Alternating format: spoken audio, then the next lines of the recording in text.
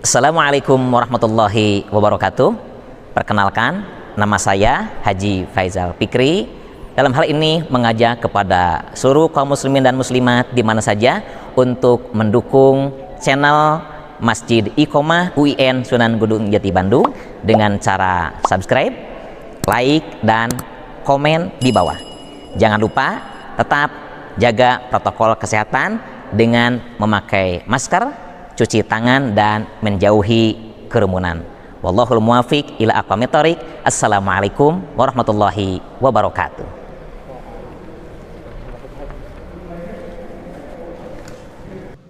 Assalamualaikum warahmatullahi wabarakatuh.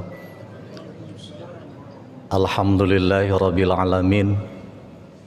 Wassalatu wassalamu ala asrafil anbiya'i wal mursalin. Asyhadu an la ilaha illallah wa asyhadu anna Muhammadan abduhu wa rasuluh, amma ba'du.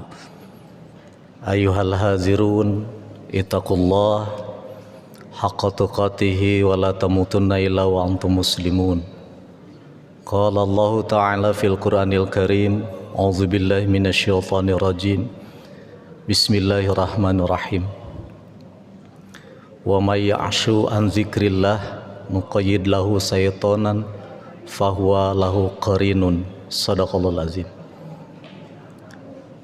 Hadirin rahimakumullah, Allah subhanahu wa ta'ala dalam surat Az-Zukhruf ayat 35 berfirman, yang artinya adalah barang siapa yang lupa, barang siapa yang lalai dari berzikir kepada Allah subhanahu wa ta'ala, maka dia akan ditetapkan satu pembantu bagi dirinya. Siapa pembantu bagi dirinya? Kata Allah subhanahu wa ta'ala, setan adalah pembantu bagi dirinya.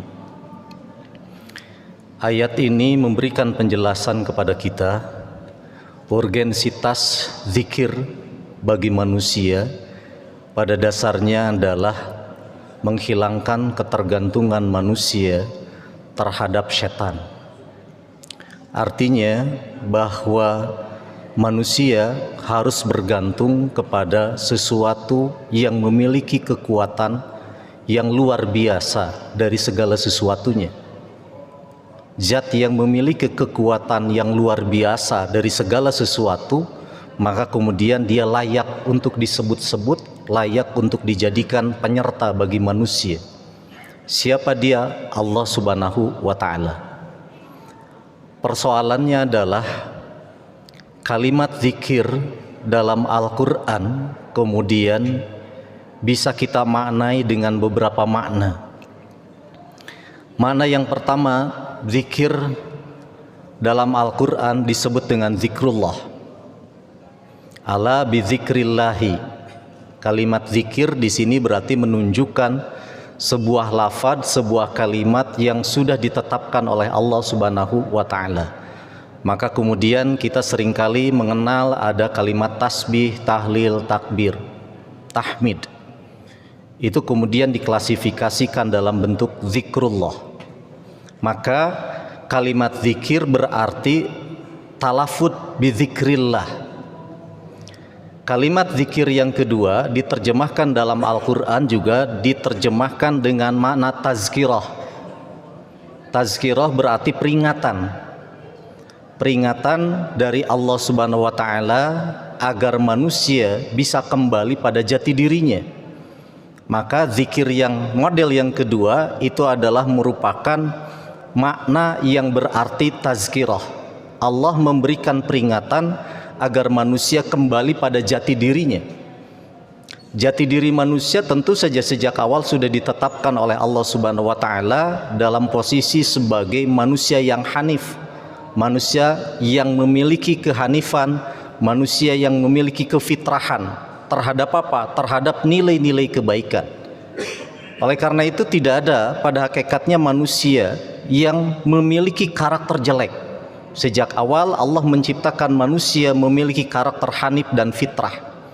Persoalan selanjutnya adalah kehanifan dan kefitrahan manusia tidak mampu dijaga manusia karena manusia lupa diri. Karena manusia lupa diri, maka pada saat itu manusia harus mengingatkan dirinya. mengingatkan dirinya, itulah kemudian disebut dengan zikrullah, zikir kepada Allah.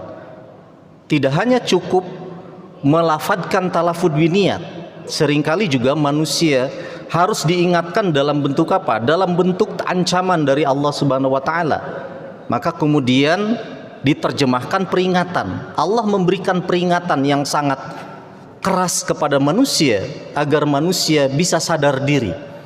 Tujuan dari peringatan Allah Subhanahu wa taala, maka kemudian dalam Al-Qur'an diarahkan agar manusia menjadi pemilik ulul albab. Manusia dengan semua rangkaian yang ada dalam dirinya itu terkoneksi dengan semua peringatan-peringatan Allah hingga akan melahirkan manusia-manusia yang disebut oleh Allah Subhanahu wa taala, itulah ulul albab. Siapa dia? Alladzina yadhkurunallaha qiyaman wa qu'udan wa 'ala junubihim.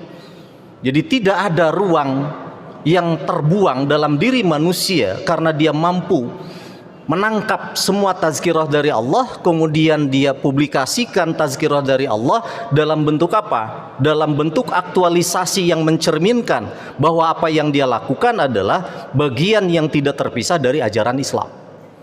Itulah makna zikir yang kemudian disebut dengan tazkirah. Nah, makna zikir yang ketiga dalam Al-Quran juga diterjemahkan dengan kalimat bagaimana menciptakan ruang dan waktu manusia di mana manusia harus bergaul, di mana manusia harus berinteraksi. Maka kemudian zikir dalam makna yang ketiga itu diartikan dengan tawasau, saling memberi. Manusia harus saling memberi manfaat. Manusia harus saling memberi segala sesuatu yang Allah titipkan kepada kita.